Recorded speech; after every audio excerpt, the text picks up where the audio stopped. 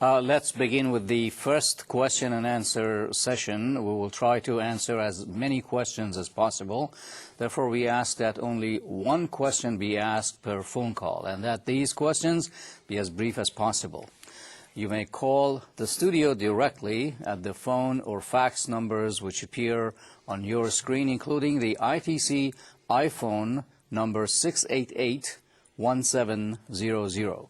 We remind you to make your phone calls at a distance from the monitor to avoid feedback. Our first question is a faxed question from China.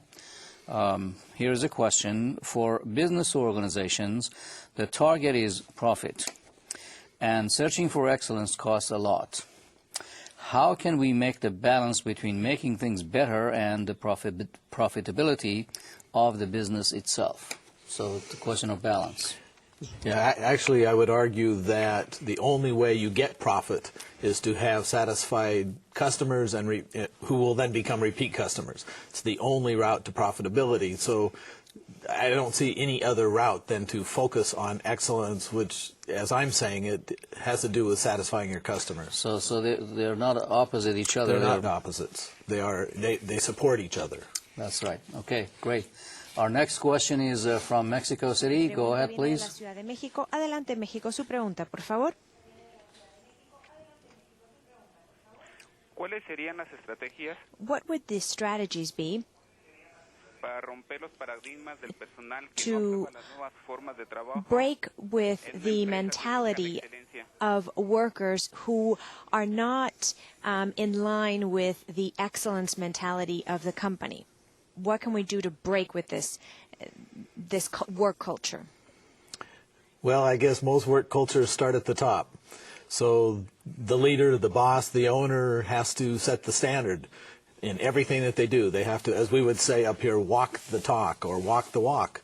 Be out there giving first priority in everything that is done to satisfying the customer, to providing quality and service to the customer. And I know this goes against the culture in a lot of countries, but I think now that we're in a global economy, those countries who support a culture of satisfying the customer will gain advantage.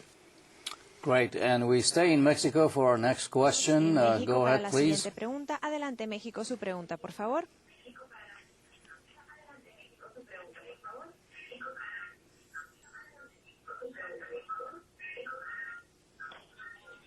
Adelante, buenos días. Su pregunta, por favor.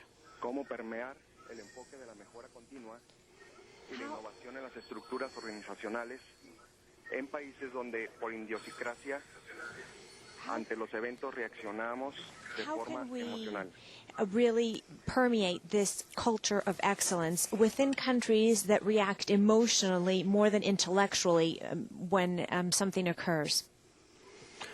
I guess from my point of view, that emotion is what it's all about. That it's not just intellectualizing. Satisfying customers is about dealing with their feelings and their emotions. So if a customer says, I'm dissatisfied, or even if they say they're satisfied, you have to go beyond that and make them feel really good about the products and services that you're providing.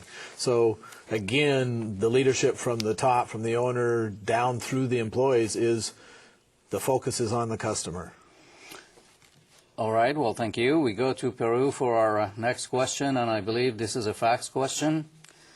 In a world of financial instability and political conflict, isn't mere survival a better strategy for organizations than striving for the very best and for excellence?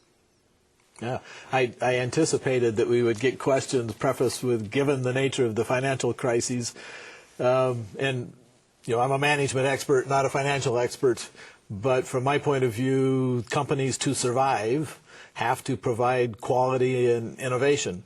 So developing a culture within the company that does that is the route to success. How do you survive? You satisfy your customers. Okay.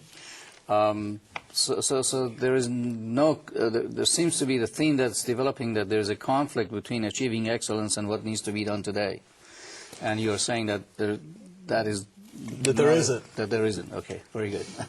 Thank you for your questions. Let's now move to the second module of our program.